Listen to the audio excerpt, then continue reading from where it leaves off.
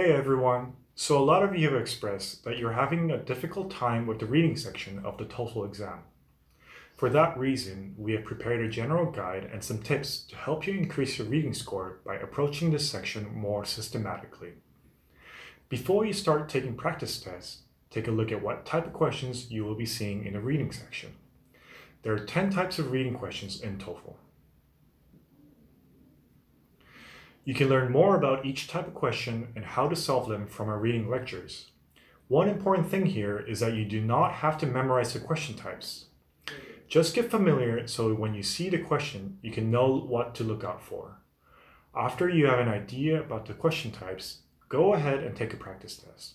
That way, you can find out your weaker points and focus on getting better at specific question types. You can visit our website to take a reading section test and see which question types you get wrong. The website will then recommend questions based on your weaknesses. Afterward, you can try to find out why you're getting the questions wrong. Is it because you have a problem understanding the main text or the answer choices? Or is it because you have difficulty differentiating between the given answer choices?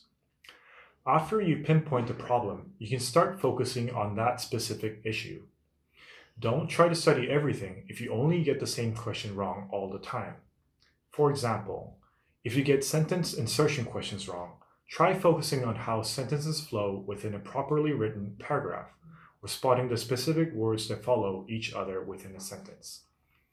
Again, you can find these methods in our reading lecture videos. After you resolve your weak points, take more practice tests to see how you're progressing. And remember, you will get faster as you solve more tests, so keep practicing. Next, let's take a look at some general tips for solving reading questions. First of all, do not scan the text. Most of the TOEFL reading questions are not solvable by just scanning, so just go and find the section mentioned in the question and carefully read that part. Especially for questions such as negative fact or sentence simplification, you need to read every word in the related section of the passage. Do not use your background knowledge or assume anything to be common knowledge. Only rely on the information that is given in the text. Do not leave a question unanswered. Since the reading questions follow a certain flow, if you skip one and return, you will have to read the text all over again. Just take a note of the questions you are unsure of and go back to them at the end when you have time. Next tip is to eliminate the wrong answers. Mark the answer choices you know to be false so that you don't get confused and waste time reading the choices again and again. Watch out for quantifiers. Look for impactful expressions in the answer choices, such as always, all, every. If the same expressions are not in the main text as well, then the option is most likely false. The quantifier in the main text must have a larger scope than the one in the answer choice. For example, if the text says all salmon, but the answer choice says all fish, then that answer cannot be true. Or if the text says some people, but the answer option says most people, it also cannot be true. Lastly, manage your time. Running out of time is a common issue concerning the reading section. When you start the reading section, you'll first see a page with only the reading passage.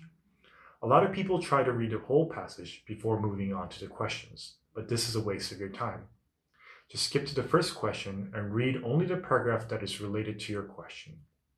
In this way, you can use your time more efficiently. As for the summary questions, remember that you can always go back to the passage to read the whole text if you need to read again. Also, it is essential to keep track of time, but do not look at the time after every question. It breaks your focus and increases your stress level. If possible, try to leave out some time at the end in case there are any questions you are unsure of or want to double check. Okay, that's all the reading tips that we have for today. I hope that you found this guide useful. Also, we are trying to create content that you need, so please leave a comment on what kind of videos you would like to see more on our channel. Thanks for watching and see you next time.